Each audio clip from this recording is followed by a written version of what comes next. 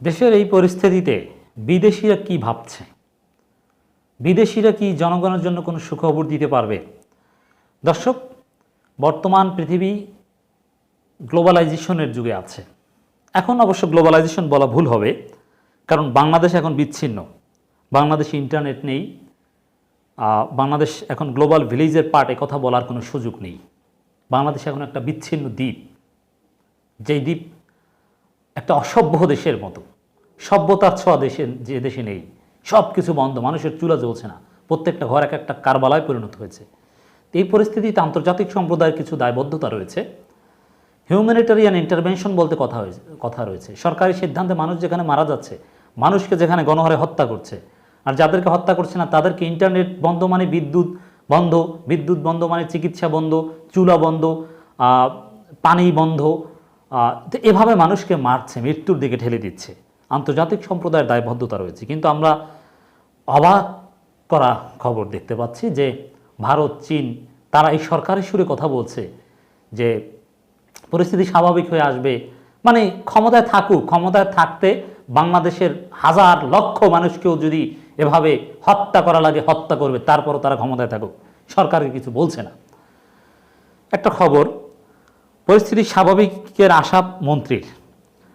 সরকারের ব্রিফিং, যুক্তরাষ্ট্র, যুক্তরাজ্য, রাশিয়া, চীন, ভারত, ইইউ, জাতিসংঘ সহ আন্তর্জাতিক সংস্থার প্রতিনিধিরা এ সময় উপস্থিত ছিলেন। দেশের পরিস্থিতি স্বাভাবিক করার জন্য জোরালো কোনো চাপ বহির্বিশ্ব থেকে আসছে না। কথা বলছে যুক্তরাষ্ট্র, জাতিসংঘ, যুক্তরাজ্য, ইউরোপিয়ান ইউনিয়ন, সবাই কথা বলছে, কিন্তু বাংলাদেশের এই মানবতার পরিস্থিতিতে যে ভূমিকা পালন করা দরকার সেটা করছে না।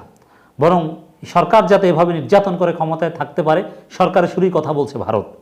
অতএব বাংলাদেশের মানুষের এই যে গণহত্যা, বাংলাদেশের মানুষের যেই ৭১-এর চাইতে ভয়ানক পরিস্থিতি, এর জন্য ভারত দায়ী থাকবে। অতএব সেগুলো কিন্তু একদিন রেকর্ড আকারে থাকবে। কোটা সংস্কার আন্দোলনে ঘিরে উদ্ভূত পরিস্থিতি সম্পর্কে এই খবরটা একটু আপনাদেরকে জানাতে চাই। দর্শক, ঢাকায় নিয়োজিত বিদেশি কূটনীতিকদের অবহিত করেছে সরকার। পররাষ্ট্রমন্ত্রী হাসান মাহমুদ গত রোববার বিকেলে রাষ্ট্রীয় অতিথি ভবন যমুনায় বিদেশি কূটনীতিকদের এই বিষয়ে ব্রিফ করেন। চলমান পরিস্থিতিকে দেশের অভ্যন্তরীণ বিষয় হিসাবে বর্ণনা করেন। তিনি আশা প্রকাশ করেন সে খুব শীঘ্রই পরিস্থিতি স্বাভাবিক হবে। মানুষ মারা যাবে, মানুষ না খেয়ে মরবে, এটা অভ্যন্তরীণ বিষয়। এখানে কি বিদেশিদের ব্যবসা বাণিজ্যে, বিদেশিদের চলাফেরা সব কিছুই তো ক্ষতিগ্রস্ত হচ্ছে, পৃথিবী থেকে বিচ্ছিন্ন।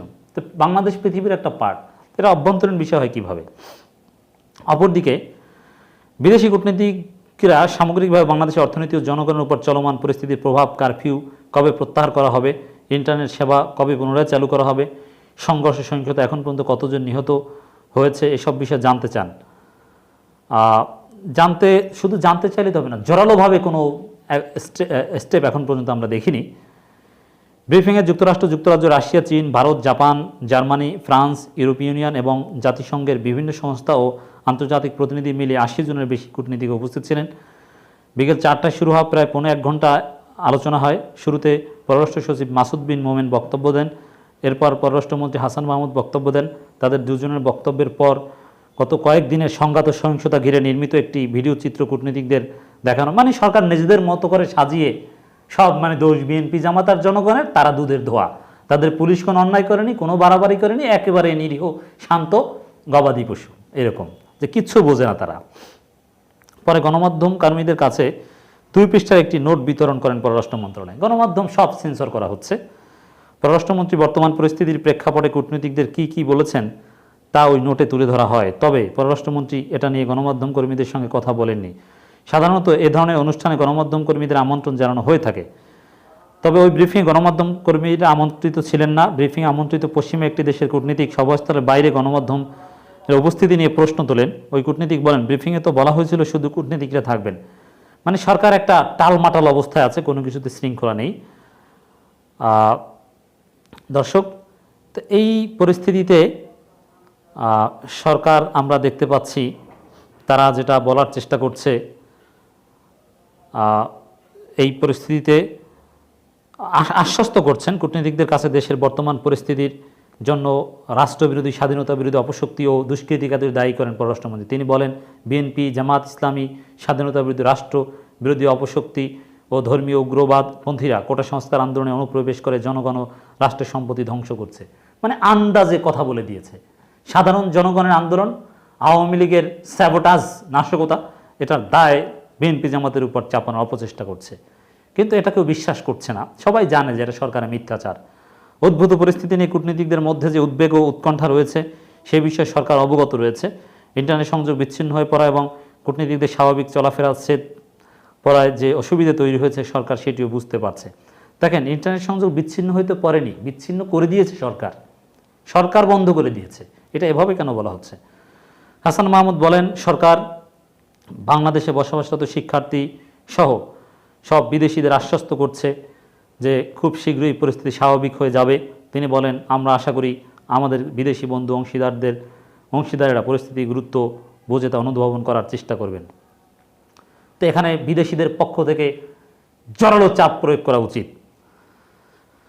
এখানে ঢাকায় নিয়োজিত প্রায় সব দেশের রাষ্ট্রদূত ও হাইকমিশনার আলোচনায় উপস্থিত ছিলেন। তাদের মধ্যে যুক্তরাষ্ট্রের রাষ্ট্রদূত পিটার হাস, চীনের রাষ্ট্রদূত ইয়া ওয়েন, ভারতের হাইকমিশনার প্রণয় ভার্মা, যুক্তরাজ্যের হাইকমিশনার সারাহ কুক, ইইউ রাষ্ট্রদূত চার্লস ওয়াটলি, কানাডার হাইকমিশনার লিলি নিকোলাস, জাতিসংঘের ভারপ্রাপ্ত সমন্বয়কারী ও বিশ্ব খাদ্য কর্মসূচির প্রতিনিধিরা এখানে নানা বিষয়ে আলোচনা তোলেন। ব্রিফিংয়ে উপস্থিত কূটনৈতিক সূত্রে জানা গেছে, আলোচনায় অংশ নেয় কূটনীতিকদের সবাই ইন্টারনেট সংযোগ কবে চালু হবে তা নিয়ে প্রশ্ন তোলেন। তখন তাদের এটা বলে আশ্বস্ত করা হয় যে আগামী 2 থেকে 3 দিনের মধ্যে কূটনৈতিক এলাকায় ইন্টারনেট সেবা চালুর চেষ্টা করা হচ্ছে।